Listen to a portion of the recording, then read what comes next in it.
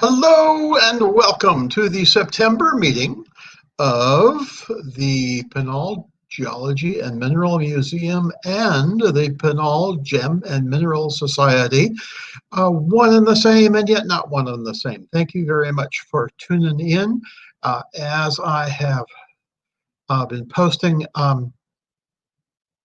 during the preview video that since our doors opened at 6:30, you can ask questions in the YouTube comments. They will be answered if we can.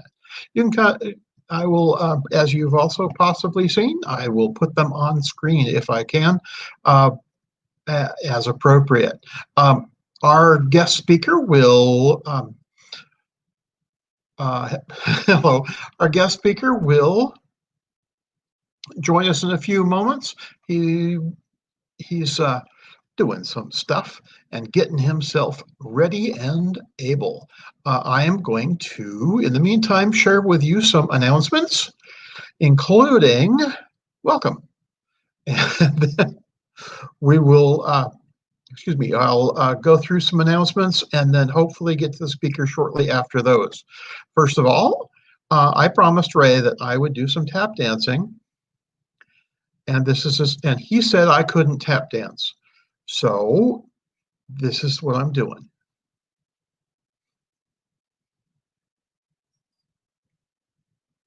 Ha. Okay. This is the September meeting, as I said, of the Pinal Geology and Mineral Museum and the Pinal Gem and Mineral Society. John Weide will talk in a few minutes about quartz, and that will be our main program. In the meantime, something cool. We all could use it here in southern Arizona, and I hope that you are keeping nice and cool as well. Something else cool, SciFest in Flagstaff, the Flagstaff Festival of Science program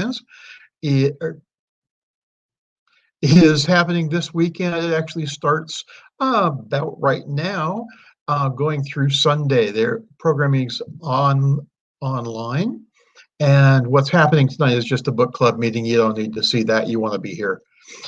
So you can visit that this weekend. scifest.org is their website, and you can get everything from there, all their schedule and what's happening and the links of how to access it. National Fossil Day is coming up in just a month, Wednesday, October 14th. I'm planning some stuff, some posts and things for National Fossil Day. And as part of that, I'll announce something in a few minutes. But for right now, just keep in mind, watch for lots of fossil stuff on Wednesday, October 14th, from all sorts of venues. It's run through the National Park Service, but a lot of places other than them, like us, take part. Happenings at the museum, we have several. Ray asked me to make some announcements. He has been working diligently at the museum since he got back in the spring. Though it's been mostly alone. I've gone in a couple of times. He's had some other volunteers. He has several projects that can be socially distanced. And if you want to volunteer, please do so. Contact him. I'll give you or you can contact us at the email address in the video description as well.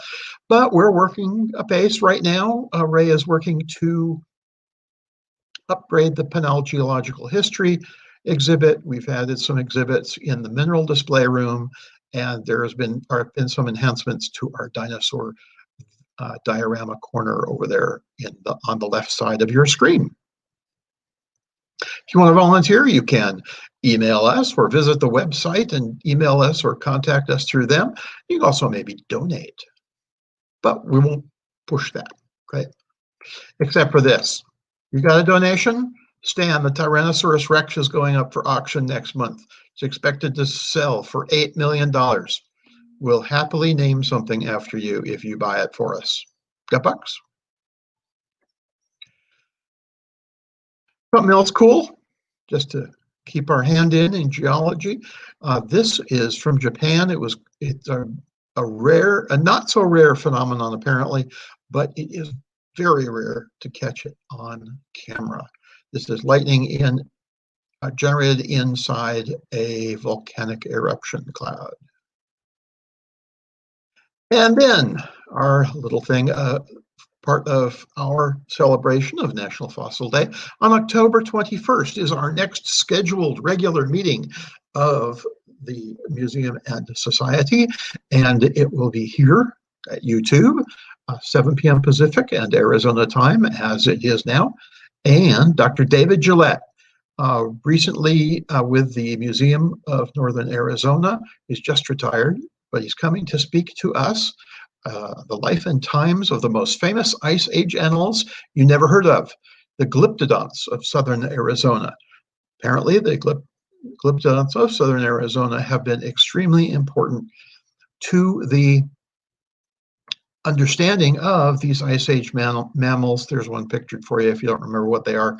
One of my favorites, and I hope one of yours. But please show up for that meeting and watch it. It's going to be really cool. Mr. Rock, program guide from Mineral Hill Quarry in Maryland. If you'd like to give a talk, we're putting together our schedule for the rest of the year. I would really love to hear from you. Meetings are online and broadcast here, third Wednesdays, 7 p.m. Arizona time. Give us a buzz. We can help you put it together, share your travels, share your collection. If you saw my talk last week, last month, it was about travel. This month, it's about minerals. Next month, paleontology. We do it all. See, I have some comments here. I'm going to leave that up on your screen for a moment while I look at some comments and see people just saying, hello, this is good. Hi to Oscar and Pegasus and Tom and Carla and a couple other people. Gwen, thank you very much for joining in. Let's see, let's get back to some announcements here. Or some pictures of, this is Ellesmere Island and Baffin. Baffin, Canada. The November meeting. We even have a November speaker ready to go. We'll announce this further details later, of course, but on November 18th, mark it on your calendar, we will have Tisha Stewart speaking on aquifers with special notes on the Ogallala Aquifer. She is a National Geographic environmental educator, and she did her thesis on the Ogallala Aquifer, but she now works in New Mexico and is familiar with our aquifers here in Arizona and all around, and she will be presenting some cool information. She's really enthusiastic, and she loves aquifers. Atacamite from South America, Chile, the Atacama region, Atacama Desert, the driest place on Earth. And this is, as I said, the Pinal Geology and Mineral Museum and the Pinal Gem and Mineral Society meeting, September meeting, and John we're waiting for him. Hopefully he will get here soon.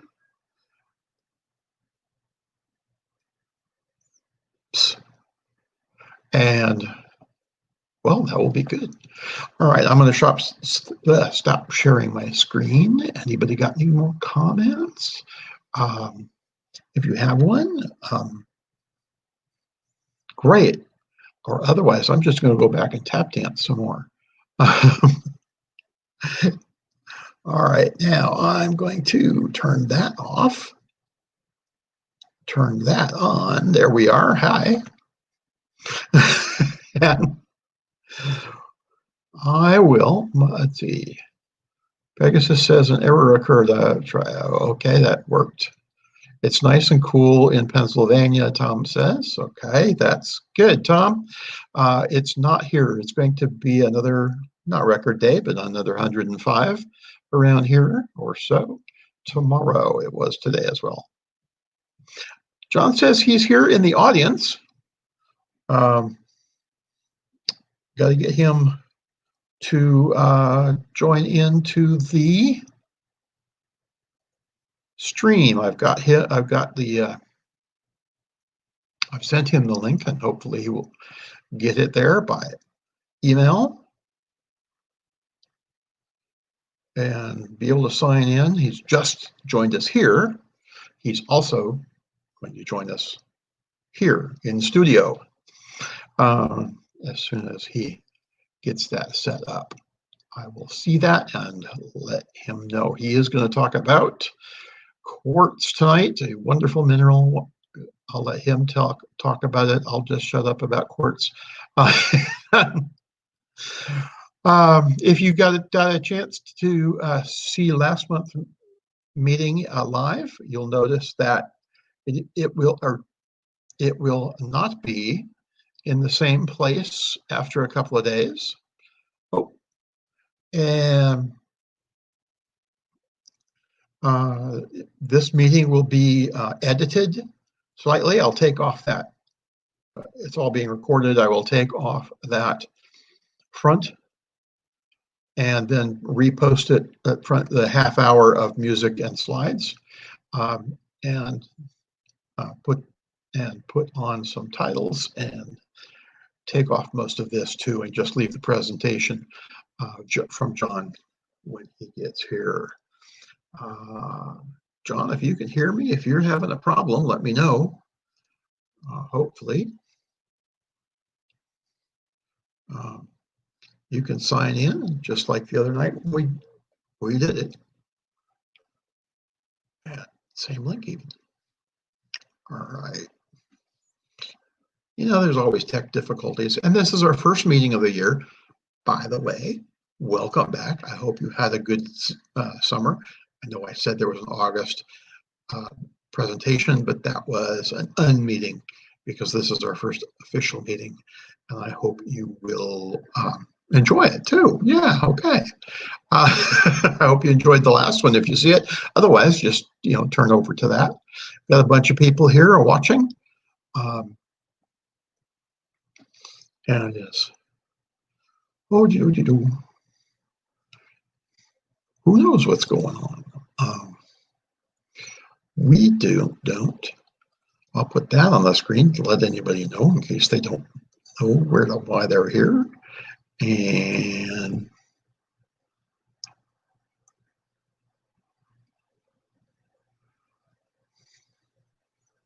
there are, as I said, some links and information in the video description. Do I need to put the tap dancing back up? There's John. He's coming in. We will see him in just a moment. And he needs to share his screen. And then I will be able to add him in. Let's see.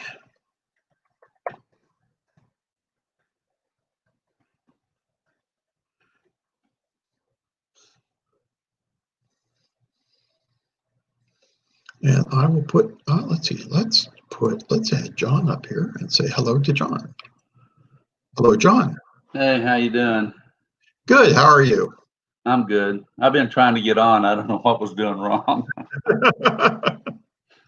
Yep. Tech difficulties also, always. Oh, yeah. Particularly for a pygmy. That's me.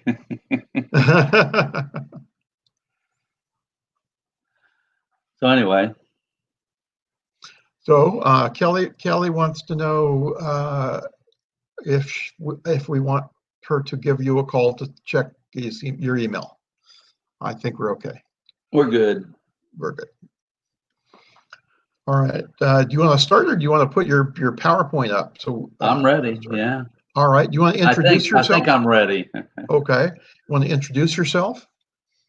Let's see. Let me get back to where I am. Oh, okay. Need to share your screen. Am I up? Do you see my PowerPoint? Nope. Oops. Okay. Just so you. Now I got to go back and figure out what I'm doing wrong. You're in the show. Share your PowerPoint. There you go. Is that what I need to do? Yes, from here you share Oh, screen. share screen. I know how. I remember. This is just like lecture. I don't know what I'm doing wrong. That was good anyway because I got it back to where it was. I think. Share screen. All right. So now, is it there now? Nope. Nope. There it is. It's in there. How do I make it bigger? Share. I don't know. I'm not seeing it yet. There it is. There it comes. All right. That's good, but I don't see it now. Okay. Well, you're not sharing PowerPoint. You're sharing us. You're sharing your browser. Okay. So stop sharing that. What do you see now? That I'm not getting your it. web browser. There you go. Quartz. There. That it? All right. Well, you're sharing your whole screen.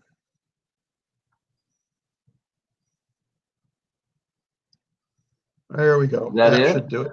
That looks like it. And I'm going to put you on. I see it. I'm going to put that on. And there you are. And there I am. And I'm going to mute myself, let you introduce yourself. Please do. And then I'll turn it over to you.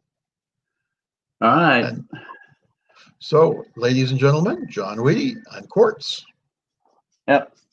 So I taught at Mesa Community for about 20 years, along with Ray Grant, and I'm teaching right now with Kelly Wakefield. Well, I guess I am. I'm not sure. I'm not there anymore, so we're doing everything online. But I'm retired, and I'm still teaching part-time, and I'm busy. Just like Ray Grant said, you get busier when you retire. And I agree with him now. So anyway, I'm going to talk about quartz crystals. It's all Ray's fault because going along looking for minerals with him, I decided I need to specialize in something. And so I decided, hey, quartz is pretty easy to find. I'll specialize in that. So this is almost everything I'm showing you here is things that I have, not necessarily collected. Oh, I collected them like at the flag show and places like that. But I'll tell you the ones that I actually collected in the field. So this is a scepter from, oh my God, I think it's Crown King, but I'm not sure. So I'll start going now through it. I apologize for the way some of the movies are going because I had to refigure most of the movies, the videos, and they don't work as good as they used to. Anyway, I'm going to talk about general information, quartz crystal structures, twinning, inclusions, crystal forms, massive forms, synthetic fake crystals, and unusual crystals. So the composition of the Earth is about 47.2% oxygen and 28% silicon, and that translates into the possibility of about 60% silicon dioxide on Earth. SiO2. All right, formation of quartz crystals. Probably the major one to get crystals is from the precipitation out of colloidal material of a supersaturated solution of silica gel. Here's the formula. And really what that's saying, orthoclase, when you act on it with water and carbon dioxide, gives you clay, potassium carbonate, and silica. That's one of the reasons you probably find many quartz crystals in clay. Another place is when you look at massive quartz, it comes from the crystallization of the solidification of molten magma. And then other crystal growth is due to the sublimation of silica from the liquid phase. That's like druzy quartz. Crystal structures, crystal shape, symmetry, enantiomorphism, and twinning. So basically what we have is a hexagonal prism, has 120 degrees angle on it with each of the sides. And even when it is distorted, those angles are still 120 degrees. So the prism is topped by a pyramid, six-sided pyramid. The faces are maybe equal, but they're usually not. Very seldom do you ever get a perfect quartz crystal. They do have some constant angles, like the angle between the faces is 142 degrees, and the angle with the faces and the actual hexagonal prism is 38 degrees. Now it has symmetry down the C-axis. That's a long piece of the quartz crystal, and it's threefold symmetry. In other words, I look at A1 here, and I can rotate it all the way over to A2, and then rotate it to A3, and all three of those should be the same if the crystal's perfect, obviously. It has three polar axis, A-axis symmetries that are twofold, and they're perpendicular to the hexagonal crystal. Again, we're talking about a perfect crystal. It has to be doubly terminated, and all the faces look good. Then you can rotate it 180 degrees, and it should repeat itself. There's no center of symmetry, nor is there a plane of symmetry. So enantiomers. So I'm into collecting a lot of the weird stuff here. And so the first thing I'm looking for is left-handed quartz crystal. Notice the beveled edge on the top left-hand corner. And then on the next face coming over, it's on the lower right-hand corner. Then the next face, it's on the upper left-hand corner. You can actually get a mirror image of this. And that's called a right-handed quartz crystal. It's on the top right-hand corner, then the lower left-hand corner of the next face, and then the top right-hand corner of the next face. That should be pretty obvious to everybody. So those things, those two crystals, right and left-handed, do not repeat themselves. You can't turn one onto the other one. So if I take this, and this is a right-handed quartz crystal, I rotate it 90 degrees. Watch the red. I rotate it another 90 degrees, and it's in the top right-hand corner. And if I rotate it 60 degrees around the C-axis, it looks exactly like the first one. So a right-handed quartz crystal, whether you're looking at it at the top or you turn the bottom up to the top, they both should look the same. So after I worked on these, got these refigured, I lost the top of my crystal here, but you can kind of still see it. On these 6 pictures down here in pink, that shows the faces. And you can, I think you can see all 3 of those. So the first one is that one right there. And then there's nothing. Then the next one right there. And then the next one's nothing. Whoops. And then the last one's right up in the corner. You just barely see it right there. So that was a left-handed. So here's a right-handed. Again, I marked them. And you can kind of see them. I lost the top of the crystal again. So there's the first one, nothing. The second one, nothing. And the third one. They're on the top right-hand corner. Twinning. All right, so now it's getting more fun. So we can have twins that are parallel axis twins. Both of these are along the C-axis. We can have what we call they're called penetration twins. We can have the Dauphine law, the Brazil law, or the combined law. So let's go for it. Then we have inclined axis, which are contact twins. In other words, two C-axes are at an angle to each other. All right, so this is the Dauphine law of twinning. And notice that the one on the left is a left-handed, and it's not just every other face, it's every face has a beveled edge on the top left-hand side and the bottom right-hand side. And on the other one,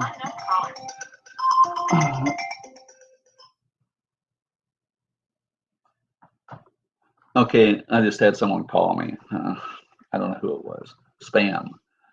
Top right-hand corner, maybe it's someone saying that you can't get in, or in other words, I'm lost. Top right-hand corner, beveled edge. Lower left-hand corner, beveled edge. Right and left-handed Dauphine twins. So here's the Dauphine twin, left-handed. Notice that it has a beveled edge on the top left-hand corner of the first face, left-hand corner of the second face. This crystal is really, really ugly. A lot of my crystals are really, really ugly, but they show what I'm interested in. And here's an example of a left-handed twin where it's on the top left-hand side and the bottom right-hand side of the same face.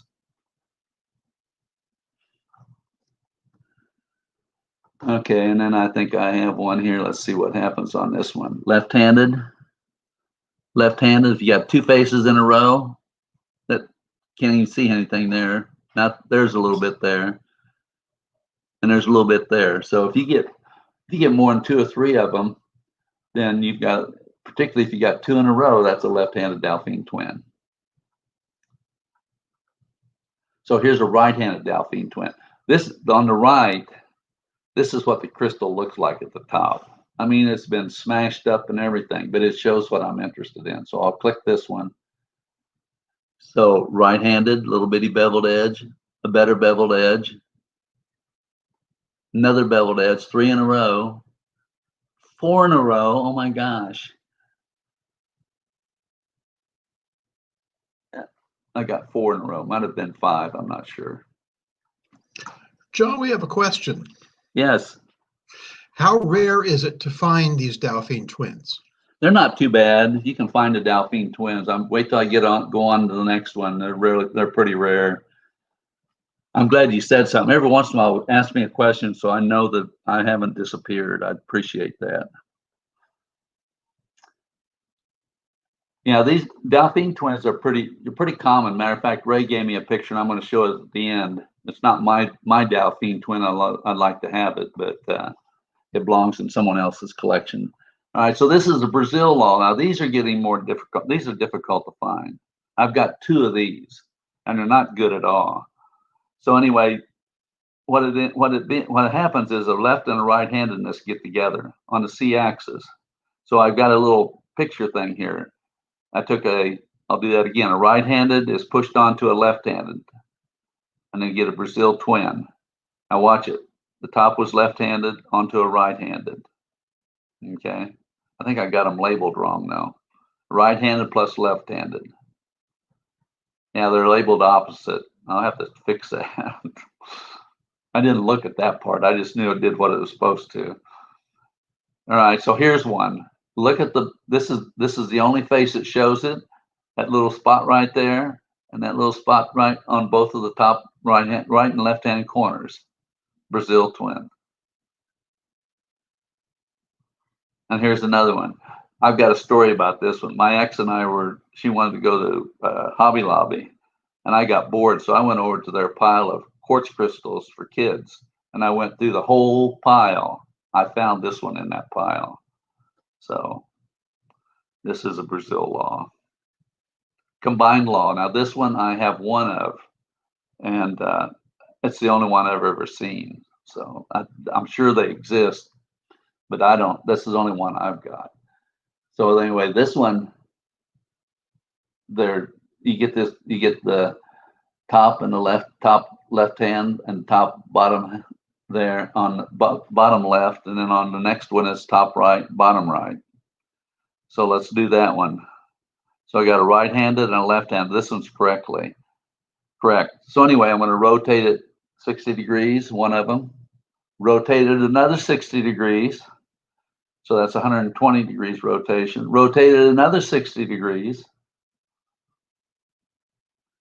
And then you plop the right-handed down on top of the left-handed. And I've got it. Combined twin. To me, this is probably one of the rarest ones I've seen. So here it is. And this is this is not too ugly a quartz crystal, but it's kind of a yellowish. But notice on this face right here, it has top left hand, bottom left hand. So that's part of a combined law. All right, so the Japanese law, Japan law, that's what they call it because it was first classified in Japan. But anyway, this is at an angle almost 90 degrees, but not quite. I should have put the degrees on there, but I don't think I did. So this one here,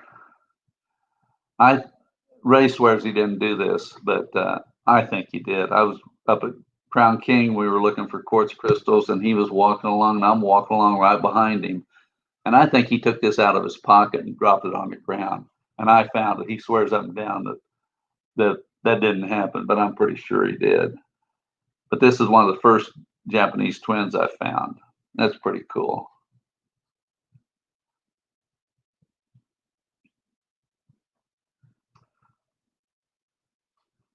I was really excited.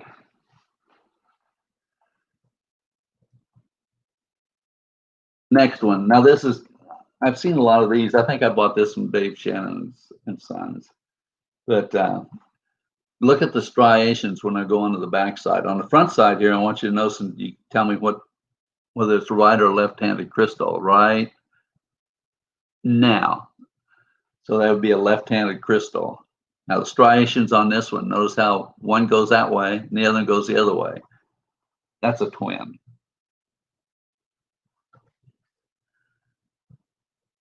Now this is one of my favorites. I bought this on eBay. I bought it from someone in Tucson.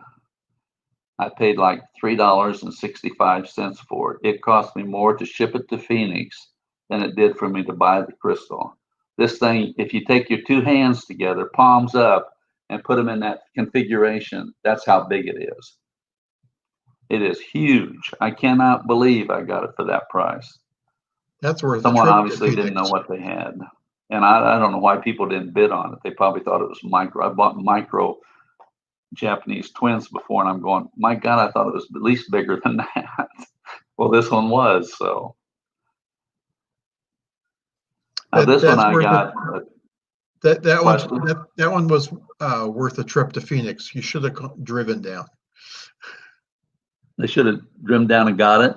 Yeah, that was worth it. I didn't know how big it was until I got it in the mail. It's like, oh my God, I bought this for that much money. So this one I really like too. I got it at one of the symposiums actually. And if you look, it looks almost like butterfly wings. I like to find a butterfly that would fit that pattern and have a butterfly fly off. But anyway, I took a picture of it. I just bought a little, I can actually hear it, my little turntable. So anyway, I got this one. I like it. I looked it up. I didn't know where it came from or nothing, but it's from Madagascar. So I think this one here, I took the picture from Mindat. That's it. That's a picture from Mindat. And the other one is mine. It could be the same crystal. Could be the same crystal almost. Really, really close.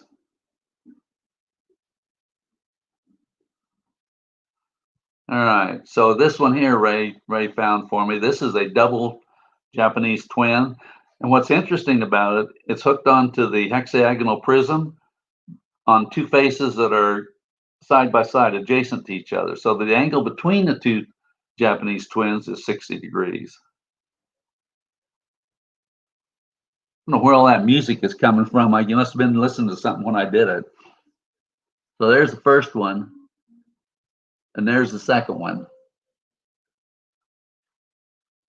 That's pretty cool crystal too. All right, so unusual structures. Now, I thought I used to be able to rotate this one, but I can't find it. So anyway, but it's a tabby. It's probably half of a Japanese twin, actually. But if you even distort this thing, it still has those 120-degree angles between the prism faces. And this is called Finster quartz, and it has lots of air spaces in it. It looks like it's just been really smashed. If you look at one of the sides here, the one that's coming up, when I go around on the other side, it's all smashed in. It's gone through a lot of distortion. See it? You can see the indentation there. Finster quartz.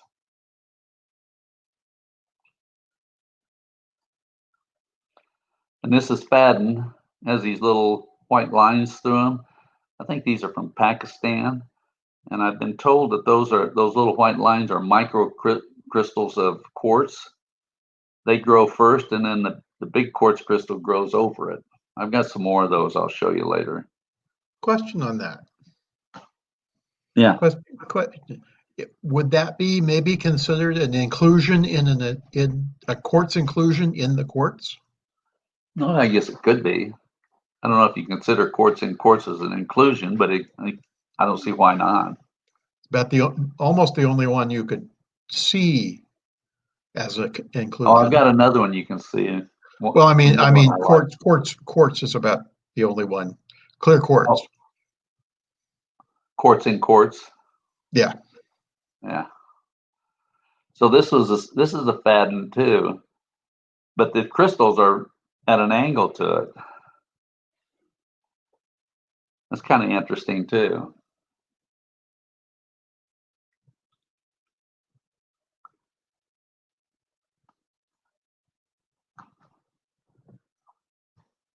So here, this is called a sea face. This is amethyst from Four Peaks. And it's fairly rare to find these. Four Peaks has a lot of them, but I guess they're not too common around the world. It looks like someone took sea face. It looks like someone took a file and filed off the top of it. You can make your own sea face. Here's up close where it looks like it's been ground off. I don't know whether it's because the quartz crystal was drug across something else during some kind of earth movement or what, but they're called sea faces. There's a lot of them up at Four Peaks. And here's cubic. This is really an ugly crystal, but when you look at this one part of it right here, it looks like a cube, corner of a cube right there. I mean, it's just so perfect, that one corner. So now here's another one. This is a Pecos diamond. It looks like a sugar cube.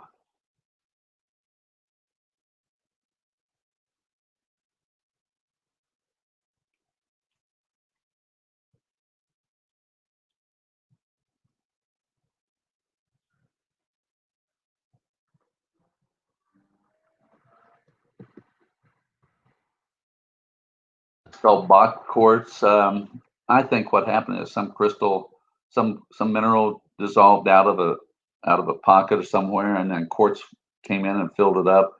And the quartz crystal, this is a quartz crystal that came out of that vacant space that whatever the other mineral was. And it shows all the markings and everything. It's kind of interesting. Separating quartz. Quartz is not supposed to have cleavage. This thing does. You can actually see some of the lines in there. I think maybe it formed from maybe some kind of maybe a meteorite or something hit the earth and did that. Who knows? I don't know. Quartz doesn't have cleavage faces. Yes. I've seen things like that. Most of them have turned out to be gypsum, but I can't always tell that. Are they moderately common or? No, that's the only one I've ever seen. Okay, then what I've got is gypsum. Thanks. I haven't tested it for hardness, so. Well, I haven't tested it. I just went by the label. I guess maybe I should check it. I'll try and remember to do that. At least see if a knife or something scratches it. Yeah, it's pretty hard. It really is. Okay, let's see where I'm at. Okay, scepters. So here's the scepter. That's just a picture. Here's another picture of a scepter. And then here's one. I just did this one. It's amazing what you can do with your cell phone now. I bought this $10 turntable on Amazon a week ago, and I took my cell phone and I took this picture.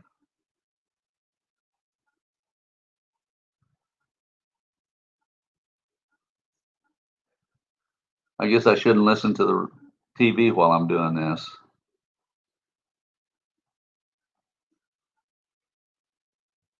That was gray. That color came out almost perfect.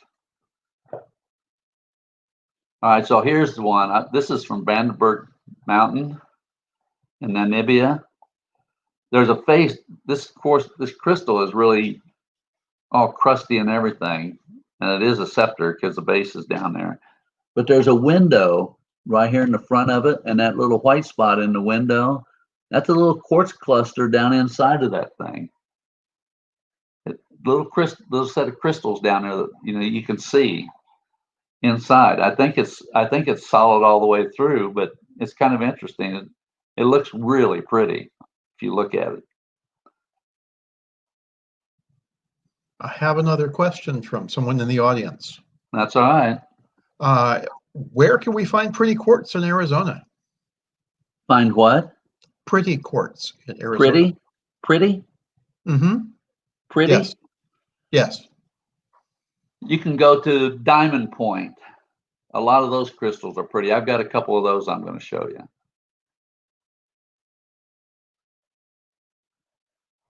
I don't know. I don't know. You have to be lucky too. Also, I think there's some nice quartz crystals that come out of Washington Camp area. Except they opened that, and I've always wanted to go there, but they opened it and then they closed it back up. I still want to go there sometime. No, my dog's bothering me. Hang on just a second. I want to put her out. Come here. Go.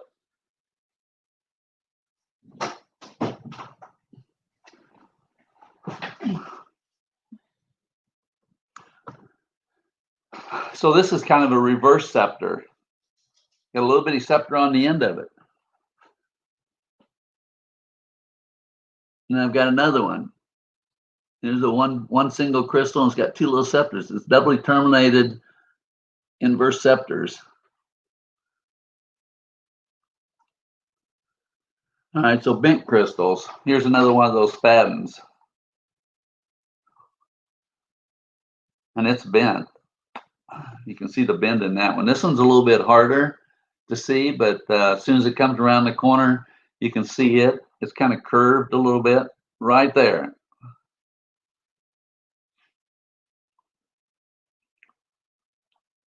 Okay, come on, stop. Here's one. I think the reason this one's bent is because it was fractured and it rehealed itself. I call it the knee.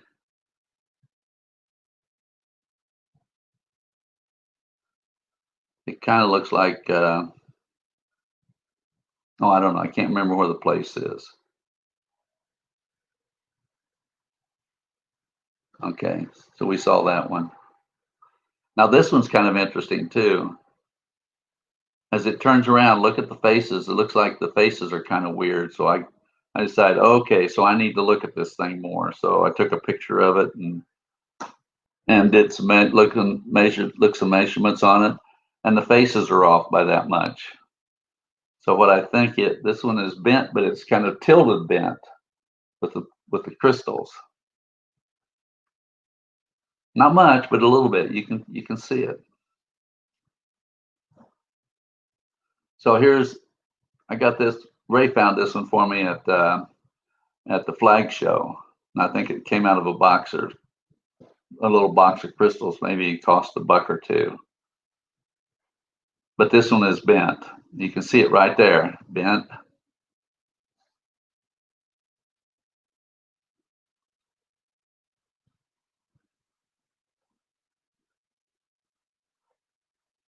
You can see it right there. So here it is, this single picture of it. You can see that bend. That is the most bent crystal I've got. I like these weird things. Okay, this one is a penetrating quartz crystal. Yep. John, we have another question. Oscar's asking, which quartz is most common in Arizona? Which one's most anything common? in particular? Yeah, anything in particular, or just whatever you find? I think it's pretty much whatever you find. I mean, there's different quartz crystals around different places. Like Washington Camp, you can find Japanese twins. Diamond Point I've found in hydros. I've found phantoms. I found just regular crystals, inclusions. Diamond Point's a good place to go, except they got some limitations on when you can collect there. It's a fun place to go.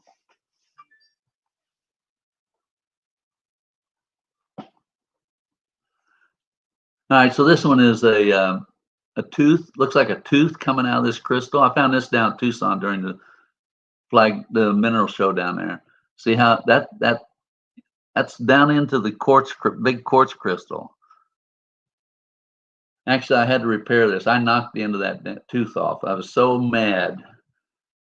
But I actually found it, and it doesn't look too bad, but it is repaired now.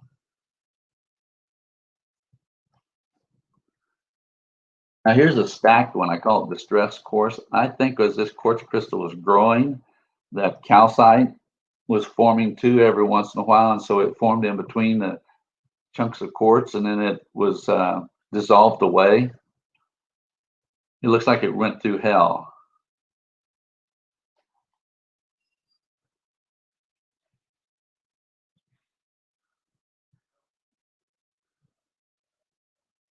Interesting. I got one more interesting though, the next one.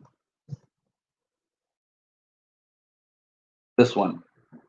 I found this one at I think I got it at the flag show. But you can see that it looks like there's something going on here, little lines on that one and, you know, different places. Can you see my cursor? I'm asking you all questions. I can. I think everybody else can see it better because their screen's bigger. I'm just curious whether they can see the cursor because I'm pointing at stuff. But anyway, there's a little line there. So going on to the next picture, I lined it up so you can see it. Looks like something just sliced that off and then glued them back on, which I find really, really interesting. You can see that whole plane along there. It's cut right there. And I did a couple of them up close. There's the big crystal right there, how it's even got bevels on it. And this one here is just kind of sitting there. Looks like it's just sitting there like a rock on another rock. We got a couple of yeses about the cursor. Yeah, okay, good, because I wonder what I'm pointing and I'm talking and I'm going, maybe they can't see it, so. And you know, when I'm looking at pictures and things, I find other things. I'm looking at, there's some kind of crystal, looks like crystals growing on the side of that one. I don't know, I've never noticed it before. All right, so here's another one. This crystal was broke. These two crystals right here are about the size, each one of them, I could hold one in one hand and one in the other. Well, it broke. And this is the face that would go against this one. And they rehealed. You can see where they rehealed themselves, but they didn't heal themselves together. Kind of interesting. They must have been laying in a pocket with silica, and it started growing on the broken faces. And this one I picked up at the flag show. I got this crystal here at the top left-hand corner. I pull it apart a little bit. What I did is I wadded up a little piece of Kleenex and stuck in there and then put the top back on it. And then here's the other part right there, taken apart. So they match. I thought that's kind of cool. And here's Herkimer diamond from Herkimer County, New York. They're just little quartz crystals embedded in the rock. I think they look better like this than when they're dug out of the rock. People have hands full of, oh, here's a handful of Herkimer diamonds. That doesn't mean anything to me. I'd rather see it in matrix.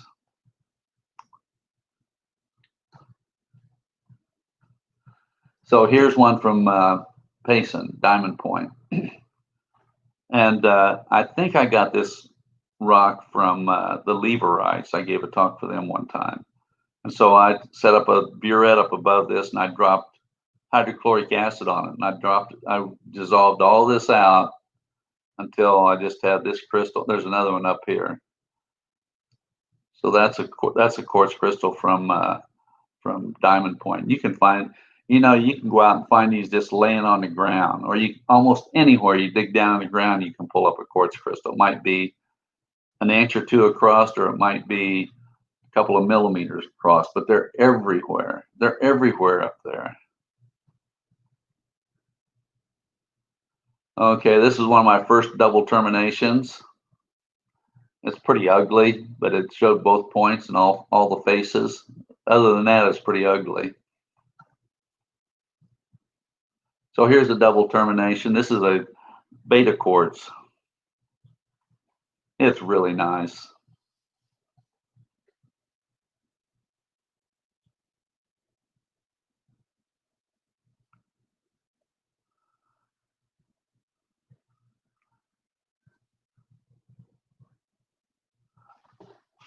If it has 6 and 6, I don't know what you have. 12. I don't know what you call a 12-sided figure. Anybody know what a 12-sided figure is called?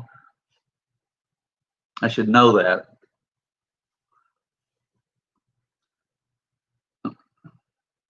So I call this a signpost. Notice it's pointing in 2 different directions. I think it rotates. There we go. Everybody see the black on one side and black on the other side? When I refigured this thing, that's what happened. I lost the part of my picture.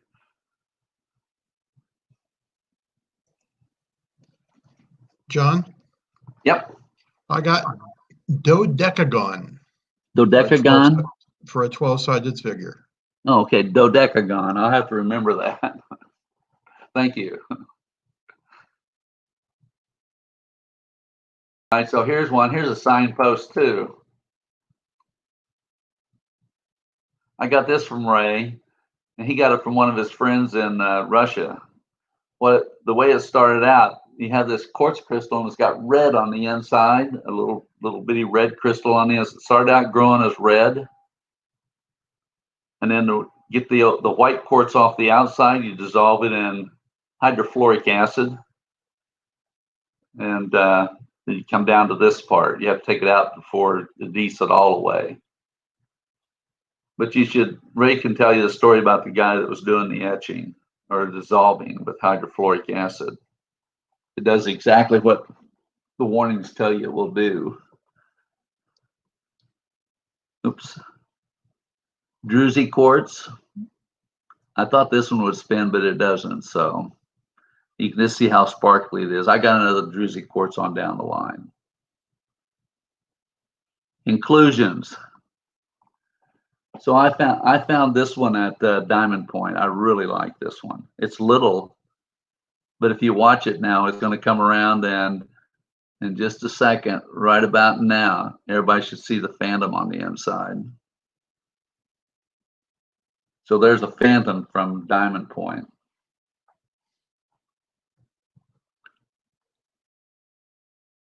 So this one's rulated. It has a little wire in it. If you take this quartz crystal and you run your finger across the top on the prism, and you run it down the bottom, you can actually feel the wire. Just barely sticking out, but it's there. It went through it. But then if you go up really, you can focus in on it. And there's the wire. You don't see too much, but if I go to the next picture, you can actually find little bitty fibers on the end, even smaller than that wire. That's the wire we were looking at. There's these little bitty fibers in there. Just a couple of places. It's not full of them, just a few. Have 2 questions. Yep. The first one is what caused the red in that quartz? The first one? My signpost? Well, what caused the red in the quartz? The first question. Yeah, okay, it's probably some iron oxide. Not sure. Ray could probably answer that better than me, but it's probably iron oxide. Okay, thank you. The second question was, you're saying wire. Is that what do you mean by wire? It's probably like a man-made wire, or some mineral. Okay. And it's only I call it wire because it looks like a wire, and you can feel the end of the crystal at the top and at the bottom. Okay, just making sure it had not formed around some man-made wire. That would be quick and interesting. Yeah, I've got one that's kind of like that though. All right, here's one. This is nice. It's related a lot.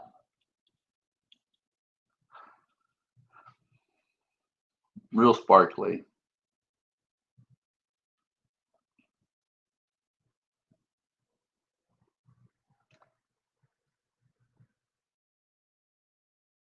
So here's an amethyst crystal, and you can see these little sprays of rutile or whatever coming out at the top. Some of them have lots and lots of them. This one had a couple where I could just focus in on them, but you'll see some of them have lots of them in there.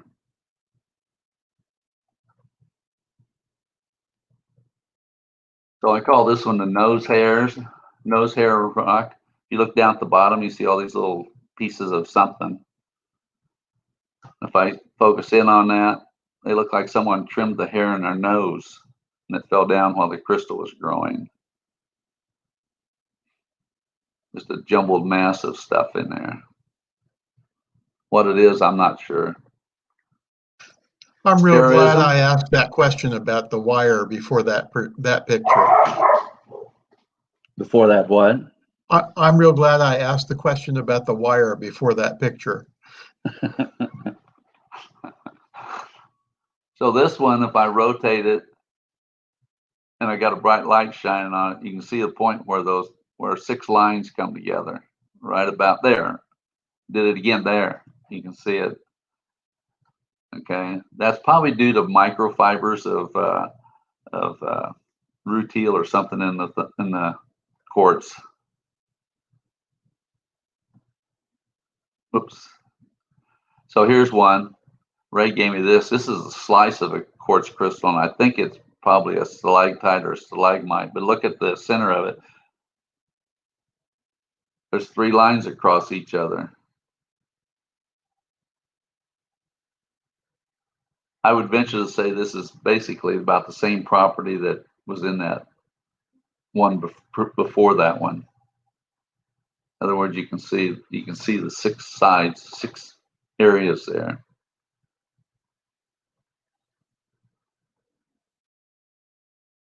Okay, and then hydro. This is water bubbles. This one here, this is a really good example, but it'll drive you nuts.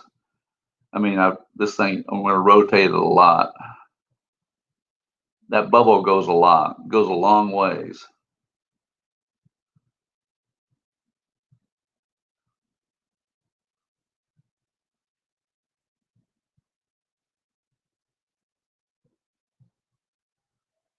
Actually, there's microcrystals on the inside of that bubble, inside the water, that move around. So I've got another one. It's not quite as bad as this one. So this one does the same kind of thing, but it's not a bubble. It's a piece of carbon.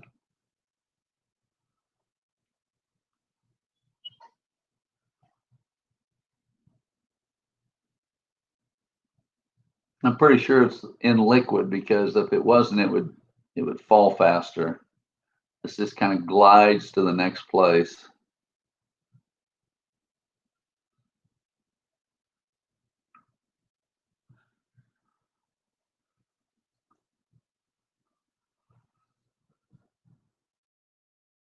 All right, here's an inclusion. This looks like you know how you take Oreo cookies and you take off one slice, one of the outside of the wafers, and then you eat the cream on the inside. Here we go.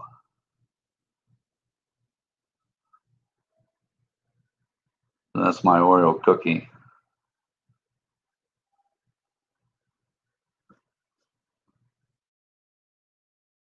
So here's some iron oxide inclusions. They're in the outside surface. I think that's what's causing this. I got another one that's much bigger. This one here barely fits in the palm of my hand, and that's iron oxide or whatever on the outside. If you turn it over and look at the bottom of it, it's like a scepter, but on the inside it's turquoise. I mean, not turquoise, amethyst. I wish it was turquoise. Amethyst on the inside.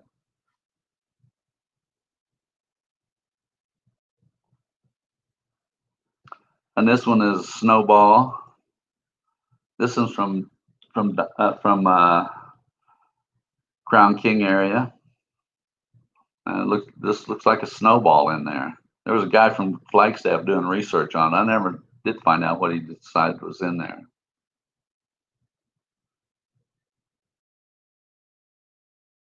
And this one just looks like a chunk of, actually, you know, this one looks like maybe a coronavirus in it. Remember the picture of a coronavirus? So start to look, see all the little bumps on the thing? That could be a coronavirus nodule that's locked up in a quartz crystal. Got to make light of it a little bit. We have another question, John. All Is gold associated often with clear crystals? I've got some gold that's on crystals. I've got a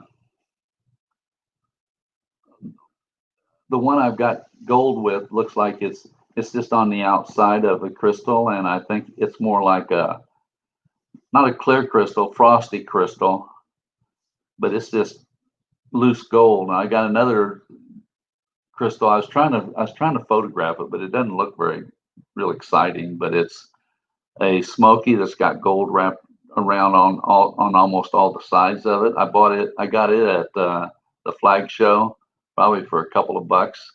And I got to looking at it really close, and there's gold on it. I've even got agreement that it's gold. We just don't know whether the gold's been put on it after the fact or whether it's part of the crystals. So I don't know if it makes any difference whether it's clear crystalline or whether it's smoky or what, or massive. You could still have the gold with it. I guess that answers it. This is Thank you. Yes, thank you. This one is just a quartz crystal with a chunk of carbon in it.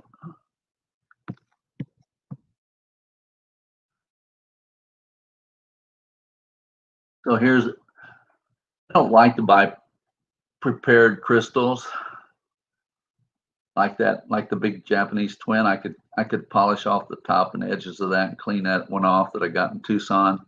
I don't like to do that. I usually keep them just the way they are. This is a little crystal of something inside of this, but I got it. I think it came from China, and they take these crystals and they polish them up to make necklaces out of them. So, but I could see that real good, so that's the reason I bought it. Now here's another one from China. This is a pretty good doubly terminated crystal. It's not very pretty, but it's got all the sides and all the points on it and everything, all the faces. And on the inside, you can kind of see the shape of a diamond in there. That's probably when that part of the quartz crystal was growing. There was some carbon around, and so the carbon is incorporated into the crystal. So they almost look like little crystals of carbon on the inside, but they're not. They don't look like they're pure carbon. They're just carbon in there. Ought to do carbon-14 dating on these. So this is one of my favorites too. Notice there's a hole in this, and this was made for a necklace, but it's not going to be a necklace. It's in my collection. A rhombohedral type structure, polyhedron. That's what I want to call it. Polyhedron. It's not quite cubic, but it's kind of offset a little bit. And at first I thought it was some kind of metal in there, and then the more and more I thought about it, I think the reason it looks shiny kind of is because of the interface between the quartz, and I don't think there's anything in it. I think it was like a calcite crystal that dissolved away. I mean, I could be proven wrong, but I don't want to cut it open to find out either. So it's pretty cool. It's a whole polyhedron in there, kind of cubic, but not quite. And here's some little vacant spaces. These are kind of interesting. Did shine a light on them. You can see the structures just by looking at what happens when I shine the light on them. There's 3 of them in there, and they're probably just vacant spaces where some other mineral was there, and then they dissolved out. You can see it really well there.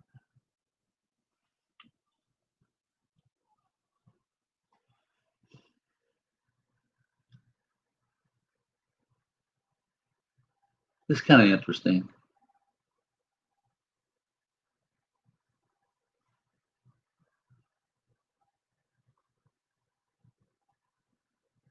Trabiluminescence. You can take quartz and rub a piece of metal or probably another quartz crystal against it, and you can get something like this. You can see the light shining through. That's interesting too.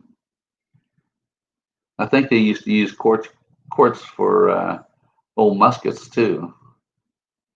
So maybe that's kind of related to that too. Crystalline forms. All right, so these are smokies and morions. This is a smoky. Tell me what kind it is. It's a left-handed what? Start that over. I didn't want to start over. Left, left, left. That already tells you what it is. Left-handed Dauphine twin. This one is this is a morion. It's really, really dark. I think maybe it was found around. It was hatched and lived around something that was radioactive. I've heard that radioactivity makes these have a tendency to make these dark.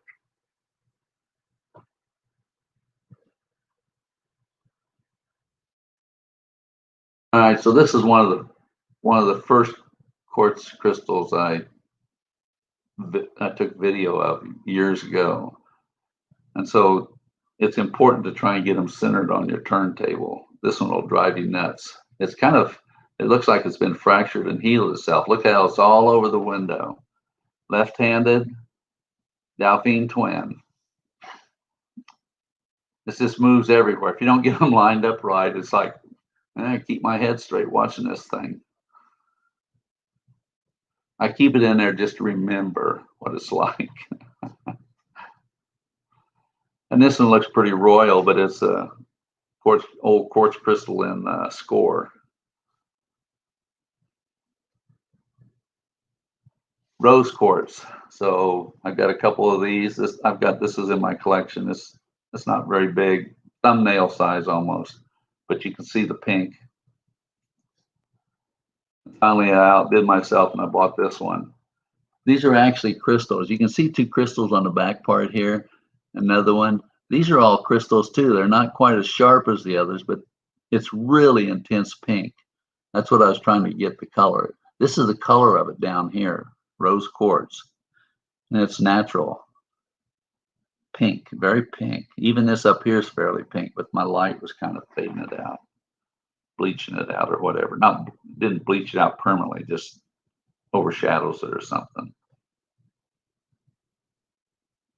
That's probably the most expensive mineral I have in my collection right now. So here's an amethyst. And it's interesting because three sides are amethyst color and the other three sides are white quartz. Purple, purple, purple. It's not very pretty. White quartz, white quartz, white quartz. It split itself half and half on this crystal. It's interesting how it follows those lines. Very interesting. Here's another one. This is not very good. This one's glued onto the platform. That's the reason it's tilted. I got it on my rotator and I tried to get it so it's lined up so it doesn't go out of the picture there. But I want you to look at the zoning that's up above. So purple, purple. Now if you look, you can see a white area, clear zone, and then you see the zone line, another white area, another zone line, purple. So they have a tendency to do some weird stuff like zoning and stuff like that. It's just strange. That's what I like about quartz. There's so many different things that are so many weird stuff about it. So weird. Here's a citrin. It's a fake. Usually they'll take smoky crystals and heat them up and make them into citrin. I haven't got a real good citrin crystal, which I need to get sometime. I've got some that are kind of weak, but it's not real dark yellow. And then here's a fake morion. A lot of the dark ones that come out of Arkansas, they put them in a nuclear activator or something, and they can make them dark, fake. So here's synthetic quartz. Now, if you look at this one at the end here, see the those are two little pieces of metal, and at the other end there's another two pieces of metal. What they do, they put this in these two electrodes in molten quartz, and they let the quartz crystal grow between the two electrodes. This one's probably 3 inches by 3 inches by 6 inches, something like that. It's a big chunk of quartz. Quartz used to be really, really important back in World War II and probably World War I when they were making radios, because they were looking for the frequency that quartz could promote.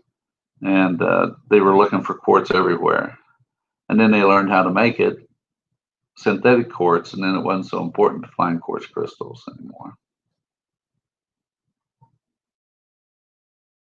So this is massive quartz. I call it the tooth.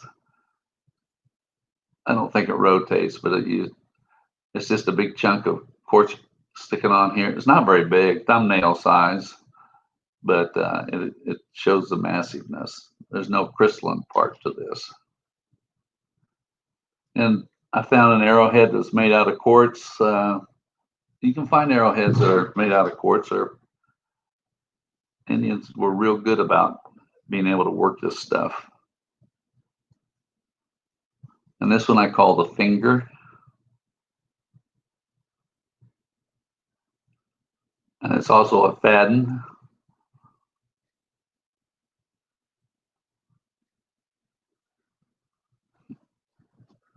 Next one I have, this is a flower. So if you rotate this, it's really pretty. And there's little bitty spots on it. That's some mineral. I think it might be malachite or priscola or something.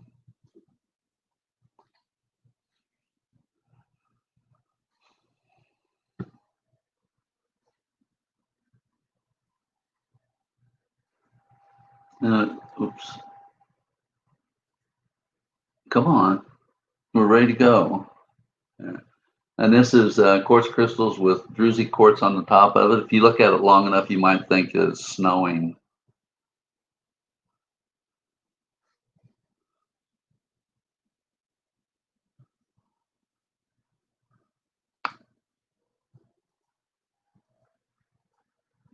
And the end. So going on to the next one. This is my collection. Almost everything you saw is mine. And then I had a lot of help from Ken Costello. He used to work at Mesa Community College. I think Ray used to have a lot of help from Ken Costello. But anyway, he's retired, and he helped me a little bit on this because some of the videos were so old, AVIs, that I couldn't even get them to work. So guess who I called? I called Ken, and he helped me get through some of these things. Now I've got 3 more quartz crystals here. They're not mine. Obviously, they're not mine. They're Jeff Schofield's photos. You look at this one. This is a quartz Dauphine twin. You can see it. That was collected in Arizona. I think these are relatively new finds. So this is from the Santa Teresa Mountains in Graham County. It belongs to Cy and Ann Fraser, I think. I can't see it. I got something stuck on my way here. Real pretty. Here's another one on fluorite. This is again from Santa Teresa Mountains in Graham County. This is Dick Morris' collection. Again, Jeff Schofield took the picture. And the last one is quartz with native copper. It's from the Ray Mine in Pinal County. It's in Les Presnick's collection. Again, Jeff Schofield took the picture. You can tell that they're his pictures because mine look like crap compared to this. So I'm done. That's it, finally. Well, great. That is really fantastic. We have one more question, I think, for you. When you cut quartz, does it break apart along the planes of the quartz like diamond? No, it doesn't have planes. Actually, I think I think when you try and break it, I don't know, shatters or concordial. I don't know, breaks apart with concordial fractures or something like that. But it won't. You can't plane cut it. But you can cut it in 2 with a saw. I don't do that. I like to keep them. I like a la natural myself. So I do that. That's a mineral collector instead of a gem collector. actually, I've got a cabinet now that I'm trying to sell a few of my old stuff out of, and I'm thinking about drilling holes in some of the small quartz crystals and trying to get some people that shop there to buy them so they can make their own necklaces. So I may start drilling a few holes in them. Okay. Let me just make sure if anybody has a question, you can ask the questions in the YouTube comments if you do it quick, so we can get John to answer them before he has to go. And hopefully, I'm going to go have a beer. That's what I'm going to do. you deserve one. Yeah, you can't. I didn't tell everybody you were. I didn't tell everybody you were running from class to here. I've been going since 3 o'clock. But I don't see any more questions, so I will let you go. And I thank you very much. This is wonderful. It was terrific. It was good. It was good. It's good for me too, because I need to get it back in par. So I need to get it cleaned up a little bit. A question has popped up. How old do we think the quartz from Graham County is? How old? Yeah. You mean when it was collected? Formed, I think. Oh my God. Well, there's an expert in the room. You should direct that question to Ray. Well, he's not able to make comments. Oh, he can write. He can write. He can type your. I'll try and get an answer for you. I don't know. Well, I have no clue. I don't think it takes. I don't think it takes that long to grow a quartz crystal. You just have to have the right conditions. But I remember something about most of the quartz in Arizona being about 73 million years old.